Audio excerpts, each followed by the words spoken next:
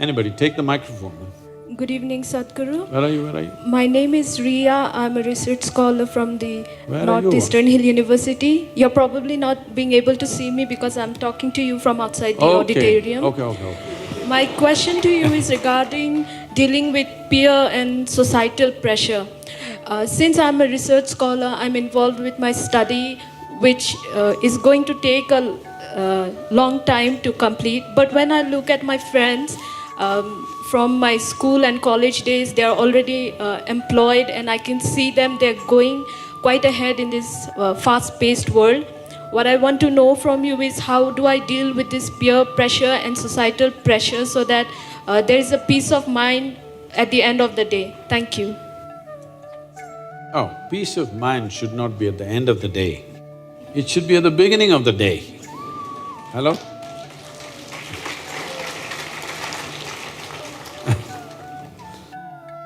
Well, I was supposed to speak. Ria, we cannot see you, I'm not even able to see the screen. Is she on the screen? No. I was to speak in Tel Aviv. I flew out of Atlanta in the United States. I'm supposed to land there mid-afternoon and speak at 6:30 in the evening.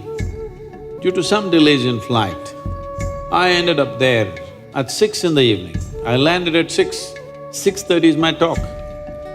I have a problem because in this 36 years, I have not been late to a single event yet. So today I don't want to lose my reputation, so I quickly change in the airport and rushing. I'm traveling an American airline, so there is nothing edible on the plane. So I'm super hungry, famished. But there's no time to even grab something, so I just rushed. And when I went to the venue, this doesn't happen to me at all, but on that day, the venue is a fine restaurant. I'm speaking in a very fine restaurant. That's where the meeting is. I thought this is a fantastic place to come to when you're so hungry. Then people have already gathered and people are coming in, some people are greeting me. One man comes to me and says, "Shalom." I ask him, "What does it mean?" He says, "This is the highest way of greeting." I said, "Well, that's your opinion. What does it mean?" He said, No, this is really the highest way of greeting." All right, what does the word mean? He said, "It means peace." I said, why is peace the highest way of greeting unless you're born in Middle East? In South India, if you come up in the morning and say, "Peace," I'll say, "What's wrong with you today?" True with Northeast also, isn't it? Somebody comes and says, "Peace." Say, "Are you nut? Nutcase or something? What's the matter with you?" But in Middle East, peace is the highest level of greeting because all the time people have been clashing for so long, they have forgotten what is peace. Somebody has to come and greet you, "Peace." So, peace is not at the end of the day. It should be at the very beginning of the day because can you enjoy your breakfast in the morning? If you're not peaceful, you need not be ecstatic, at least you must be peaceful to enjoy the breakfast, isn't it? Can you enjoy a walk along the street if you're not peaceful? Hello? Can you enjoy the company of a few people that you know in your life if you're not even peaceful? You may not be in love with them, but at least if you're peaceful, you enjoy somebody's company, isn't it? So peace is not the final thing in your life. Those people who think peace is the highest value, such people will only rest in peace.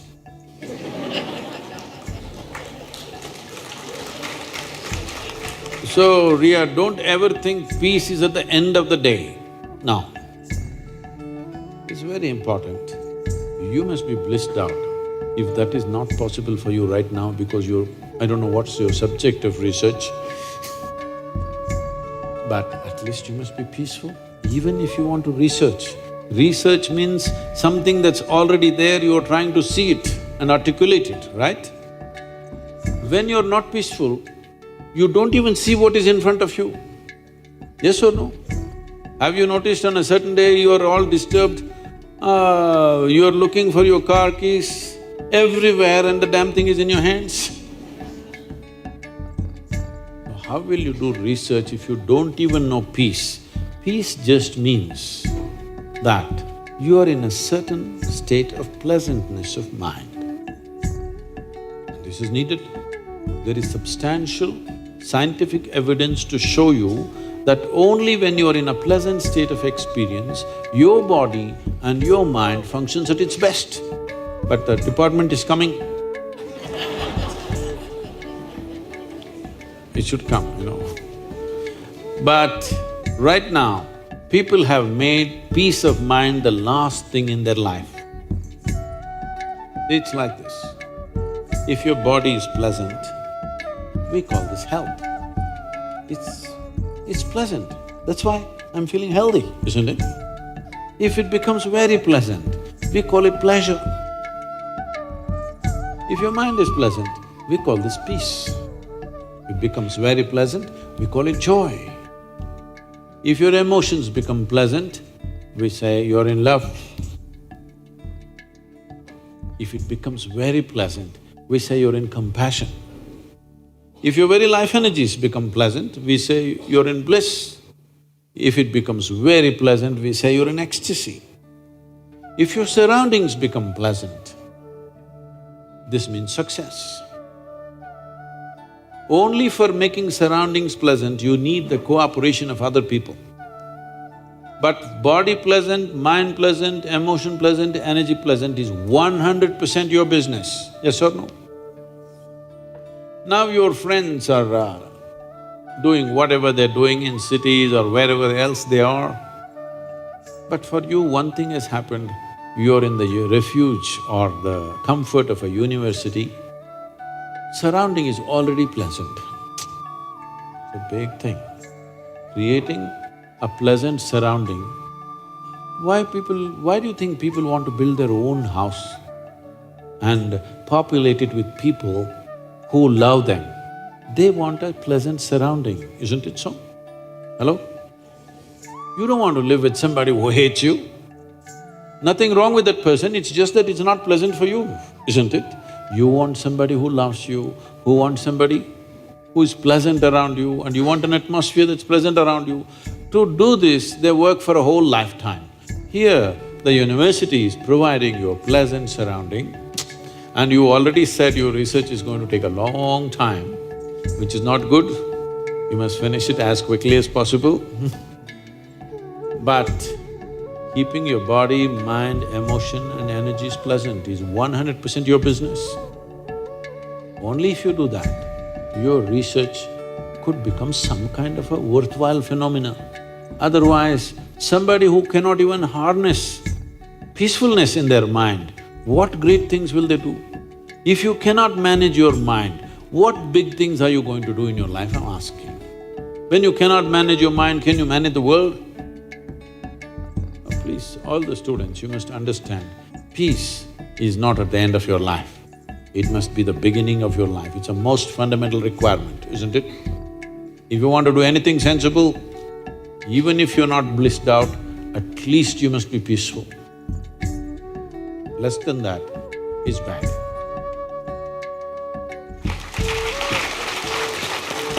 Good afternoon, Namaskaram, Sadhguru. Sadhguru. Good evening, Sadhguru. Where My are- name is… Where are you? There's just an announcement. My name is… This will be the last question.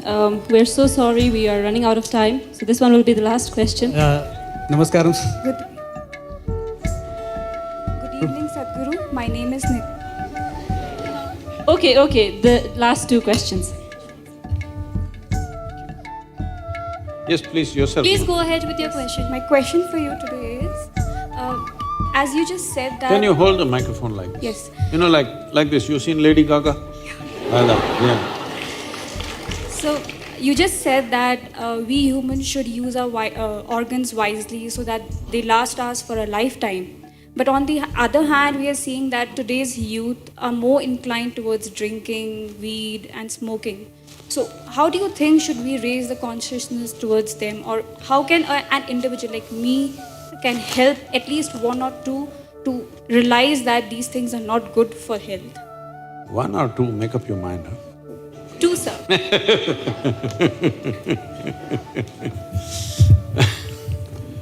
So, when somebody has tasted some pleasantness, either to drug or drink or sexuality or whatever, they tasted some pleasantness. If there was no pleasantness, they wouldn't have gone that way. But the pleasantness may suck them into destroying their body, that's another matter. But the pleasantness is such that even in spite of the threat, cigarette smoking is going, injurious to you and you show some cancerous mouth, all this, but still people are smoking because there is a pleasantness attached to it, whatever the consequence may be. If you want to get people out of that pleasantness, if you try this forcefully, well, it's not worked. What's the point doing something forcefully? Or first of all, what's the point doing something that doesn't work? You must offer them a pleasantness which is beyond that. You're a bit too far away, but Ria, look at my eyes and see, don't I look stoned? No, just look at me properly. I'm always stoned I'm always stoned, never touched a substance. I'm asking you, is it true that this body is the most sophisticated and complex chemical factory on the planet? If you were a good CEO, would you manufacture what you want? When somebody gives you such a complex machinery, would you not manufacture what you want? Right now, you are busy manufacturing unpleasantness. You may call it stress, you may call it anxiety. Essentially, you're chemically screwed up. Yes or no? Because you don't know how to manage this. If you manage this well, you will produce that kind of pleasantness within you, you wouldn't want to touch anything else because this life is just being alive is such a fantastic thing. But unfortunately, did we teach our youth any other way to know pleasantness? We did not teach, so they are puss. It's time. This is what consciousness means, that if you become conscious how this functions, naturally you will create highest level of pleasantness for yourself, isn't it? If you could sit here and be absolutely blissed out, would you smoke? I'm asking you. Would you? You wouldn't smoke, drink or pop anything because there is more chemistry here than you can get in any of those things. Is there or no? There is more complexity of chemistry here or no? Question is only, have you explored this possibility? That's the only thing. Unfortunately, we have taken to Western ways, whether it comes to health or pleasure, both ways we pop. We pop something to be healthy chemicals, to be peaceful chemicals, to be joyful chemicals, to any experience chemicals, even to grow food chemicals, to filter water, purify water chemicals. Something that kills all the insects and worms and germs and whatever, you think it's not killing you in some way? Maybe slowly the dose is not enough, that's all. Hello? The dosage is not enough. For the small creature, small dose, big creature, big dose, isn't it? So for everything chemicals. So this is something, this is a responsibility that's sitting on our heads right now, disease. The way the world is going right now, I estimate, unless we do something drastic in the next 10-15 years' time, I estimate in another 50 to 75 years' time, almost 90 to 95% of the humanity will be on chemicals for everything. To be healthy, to be peaceful, to be joyful. Already consumption of this has gone up 10,000% in the last 25 years. Yes or no? Hello, has it not gone up 100 times? Because other things that people promised elsewhere are all collapsing. People told you it doesn't matter, you're miserable, when you go to heaven everything will be wonderful. But slowly in your mind, the hope of heaven is collapsing. Maybe you still don't dare to utter it, but it's collapsing, isn't it? Yes or no? So you want to do everything here, but nobody taught you how to do it in such a way you can have the highest level of pleasure and still it'll enhance your life. This needs a little application. Unfortunately, we have not explored.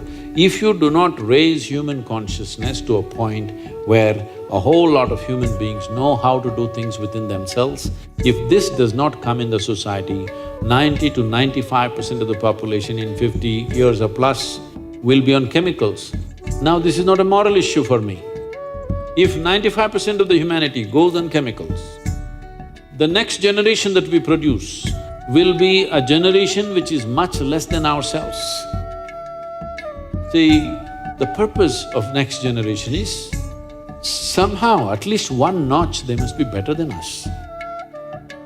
If we produce a generation which is worse than us, this is a crime against humanity. We have taken humanity backwards. And once you do that, afterwards we don't know what the next one will do. See, this is not some prediction by looking at astrological stuff, looking at the human mind. When all these machines come, when this chemical usage goes out of control, you should not be surprised in another 60 to 75 years' time, if a huge percentage of population is committing suicide. You should not be surprised at all, because a human being doesn't need just pleasure, he needs a purpose. But one thing that happens to you with chemical usage is, you lose a sense of purpose, your pleasure, but no purpose. So there are various kinds of pleasures. There are intellectual pleasures, there are physical pleasures, there are other dimension of pleasures, there are emotional pleasures, the pleasure of activity. Climbing a mountain can be a great pleasure, though there is a lot of pain in the body, yes or no? So if we do not explore other dimensions, everybody will fall back on chemicals. When this happens, you will see the suicide rate in the world will increase enormously. I must tell you this, I grew up in early 70s and whatever. At least 12, 13, if I count little faraway friends also, nearly 14 people. All my age, we were all like, on motorcycles and trekking and doing crazy things in the mountains, all kinds. But a whole lot of them, at least 60% of them at that time went on drugs and alcohol. A few of us stayed out of it, but rest went on it heavily. We were all together, but they were all half the day they were sozzled out. You have to find a time to wake them up. But we were together. At least 14 of them died before they reached 35. Either drugged out, or they killed themselves with excessive drinking, or they died on the motorcycles, riding crazy on intoxicated conditions.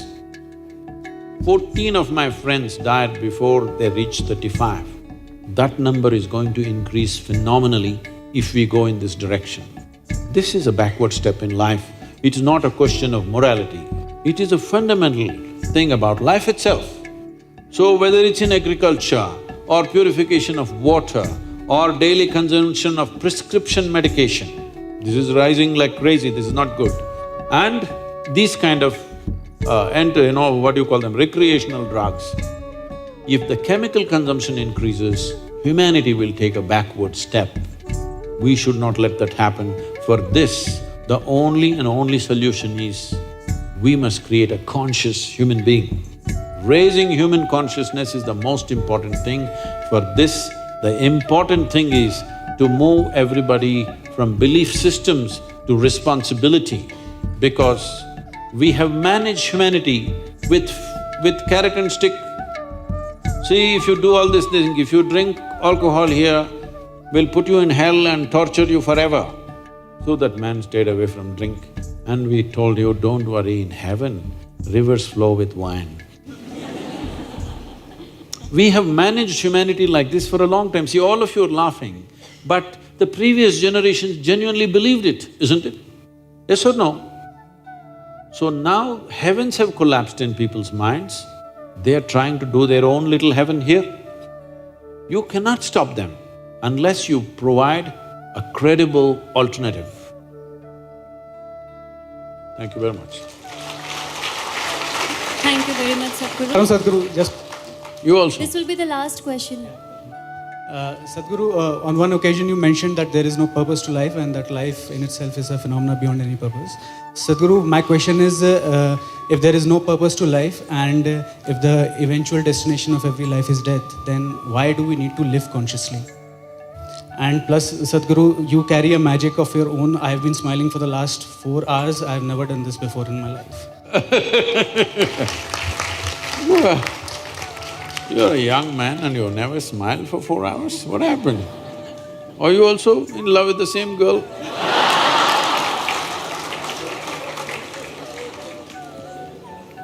Because the girl doesn't know, poor girl, all right? Now, see, suppose you sit here right now and you're ecstatic. Would you ask what is the purpose of life? Would you? Your experience is so fantastic. Would you ask what is the purpose of life? No.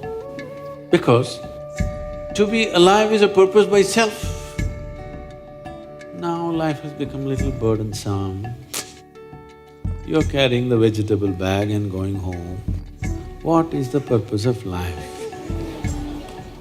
You're doing things that you don't like to do. What is the purpose of life, isn't it? Somehow it's become burdensome. When you're 5, 6 years of age, when you're just bubbling around, did you ask what is the purpose of life? You became like this, what is the purpose of life? So this need for purpose has come simply because most people have not tasted life, except in their childhood. When I say they have not tasted life, right now the only 2 things they're experiencing is their physiological structure and psychological structure. As we already went through this process, both your physiology and psychological structure have been gathered from outside, isn't it? So there is no taste of life. So now you're asking, what is the purpose of life? Because you lost the connect with life. In your mind, in your intellect, logically you ask this question. But the life within never asks the question, isn't it? Even an ant wants to live, try to hold it and see. Does it want to live? Does it do everything possible to live? Yes or no? Because life is a purpose unto itself. It's a phenomena beyond all silly purposes we can find in our life, in our intellect. Whatever silly purposes we find in our mind are absolutely silly compared to the tremendous phenomena that we call as life. But right now, you are just a bundle of thought, emotion, ideas, opinions, ideologies, belief systems and prejudices. No life.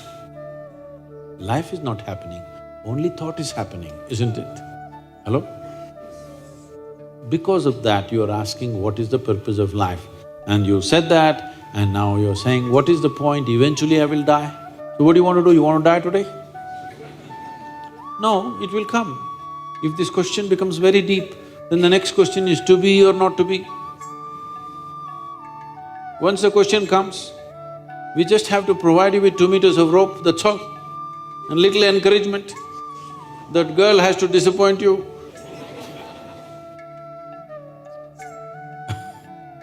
See, today you lost all your money, let's say. Then you say, what is the purpose of life? I want to die, no money, what to do? Check with your life. Close your mouth, hold your nose like this and see. The life within says, to hell with your money, man, I want to live. Yes or no?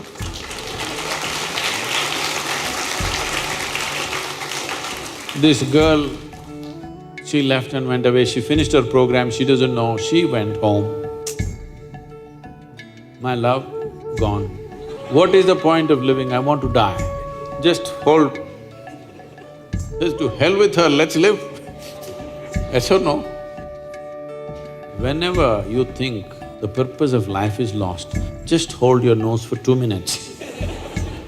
You will know this one wants to live. Yes or no?